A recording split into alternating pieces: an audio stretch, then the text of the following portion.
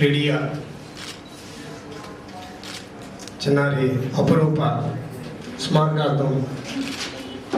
యేసు పునరుత్థానం అనే సిడి ఆవిష్కరణకి ముఖ్య అతిథిగా చేసినటువంటి గౌరవనీయులు మన మహానగర మున్సిపల్ కమిషనర్ అయినటువంటి రామాంజన్ గారికి, అలానే పశ్చిమ నియోజకవర్గం శాసనసభ్యులు మల్ల విజయప్రసాద్ గారికి,